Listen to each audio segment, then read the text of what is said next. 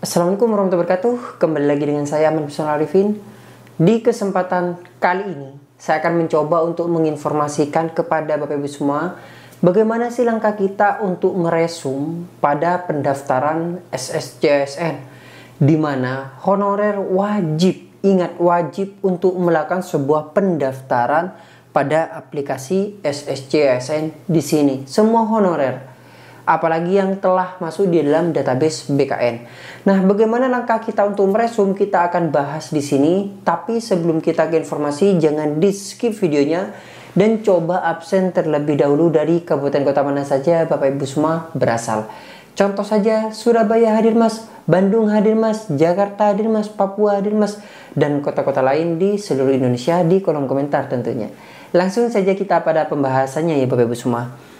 Jadi di sini kita akan melakukan sebuah langkah terakhir yaitu final. Ingat, ini langkah final, perlu diperhatikan, digarisbawahi pelan-pelan membacanya, perlu diperhatikan jangan sampai salah.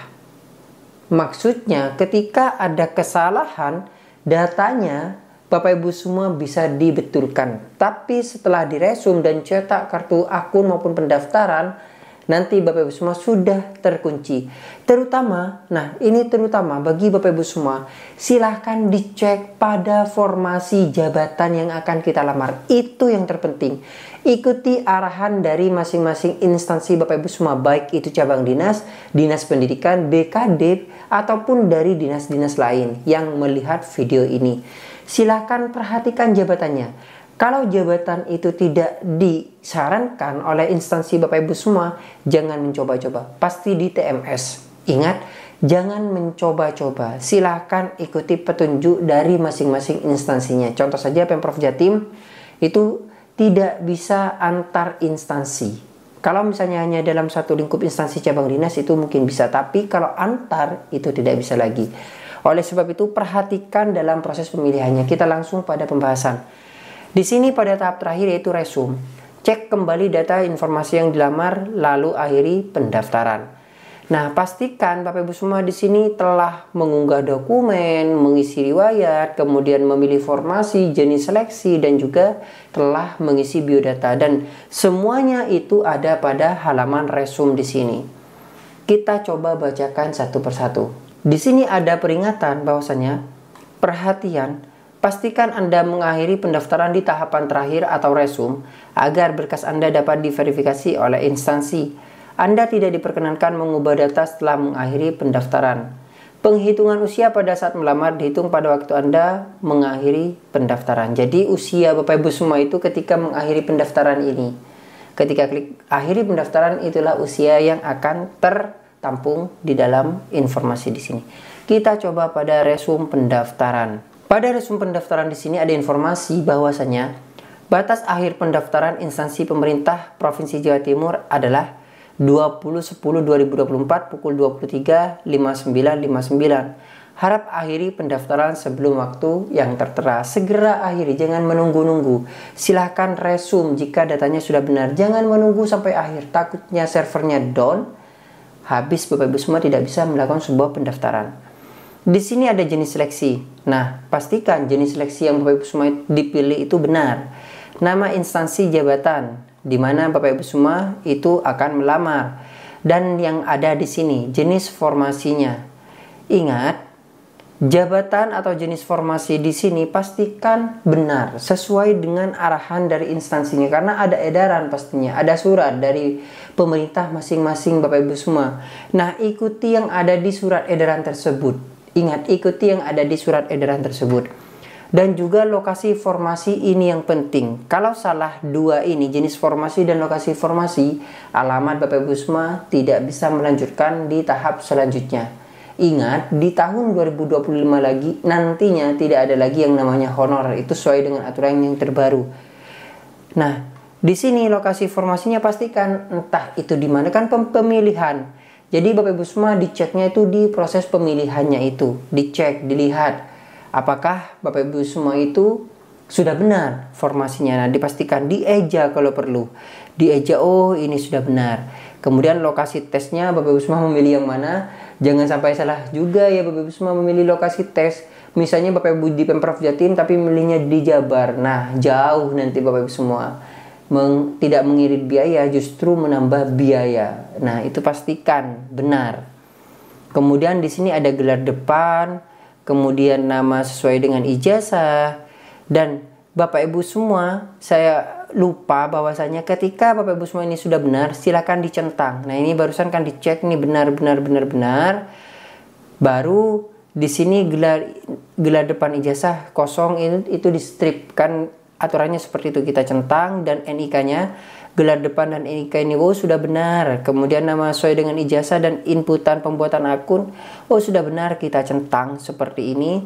Gelar belakang kita centang, kemudian tempat lahir sesuai dengan ijazah kita centang jika sudah sesuai. Pastikan kanan kiri ini benar ya Bapak Ibu semua. Tanggal lahir sesuai dengan ijazah, ini sudah benar. Kemudian nama PT atau sekolah, ini sudah benar. Pendidikan, ini sudah benar. Kalau pendidikan tentunya Bapak Ibu semua di sini mungkin tidak sesuai dengan ijazah karena yang dipilih adalah sesuai dengan yang ada di edaran tentunya ya Bapak Ibu semua. Pastikan itu benar. Tapi kan di sini contoh saja kan semua jurusan. Tapi Bapak Ibu semua pastinya di Pemprov lain itu tidak mungkin sama. Apakah itu ada juga semua jurusan atau tidak? Silakan ikuti dari masing-masing instansinya.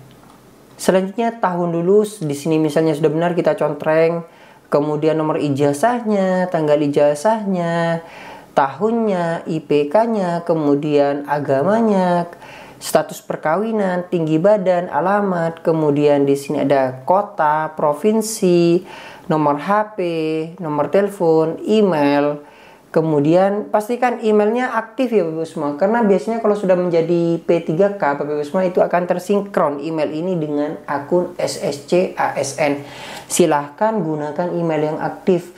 Kalau saran saya sih gunakan Google saja, akun Google saja, karena ditakutkan Yahoo nantinya tutup, Bapak Ibu semua kesusahan. Silahkan gunakan akun dari Google saja. Jenis disabilitas. Nah, selanjutnya kita ke bawahnya lagi. Sekarang persyaratan instansi, di mana surat pernyataan sesuai dengan yang dipersyaratkan instansi dicek terlebih dahulu, kita lihat jika sudah benar kita contreng. Kemudian begitu pula surat lamaran sesuai dengan persyaratan instansi yang sudah ditandatangani dan dibubuhi materai, kita cek lihat jika sudah benar kita contreng. Kemudian surat keterangan bekerja yang ditandatangani oleh pimpinan unit kerja dan dibubuhi materai, boleh tanda tangan elektronik ataupun tanda tangan basah menggunakan materai tempel dengan pengalaman di bidang kerja sesuai dengan kompetensi tugas jabatan yang dilamar. Paling singkat 2 sampai dengan 8 tahun sesuai dengan jenjang dan jabatan yang dilamar. Jika sudah benar kita klik contreng di sini.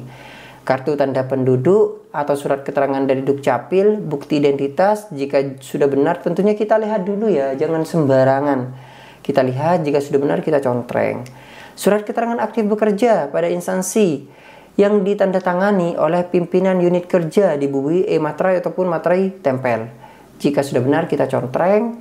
Ijazah asli Bapak Ibu semua jika sudah benar kita contreng. Transkrip nilai jika sudah benar kita contreng, dan pas foto terbaru jika sudah benar kita contreng. Semua dokumen ini silahkan diperhatikan, jangan salah penempatannya, dicek lagi. Misalnya surat pernyataan, ya tentunya isinya adalah surat pernyataan, bukan surat keterangan aktif. Diperhatikan hati-hati, ingat diperhatikan hati-hati. Itu saran saya sih Bapak Ibu semua, jangan gegabah, tentukan dengan pikiran yang tenang. Kita lanjut ke di bawahnya. Nah, di sini Bapak Ibu semua ada informasi juga di bawahnya. Pastikan dokumen yang diunggah sudah benar dengan tulisan gambar yang tampak jelas dan bisa diverifikasi oleh verifikator. Untuk mengecek isi suatu dokumen, klik tombol lihat pada masing-masing dokumen yang saya sampaikan tadi. Periksa kembali persyaratan yang disyaratkan pada pengumuman instansi. Jika ada ketidakcocokan dengan persyaratan halaman ini, maka harap melapor kepada instansi yang Anda lamar.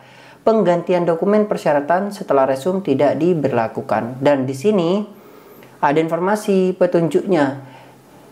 petunjuk mengenai resume. Silakan klik centang. Nah, jadi kita disuruh mencentang Bapak Ibu semua.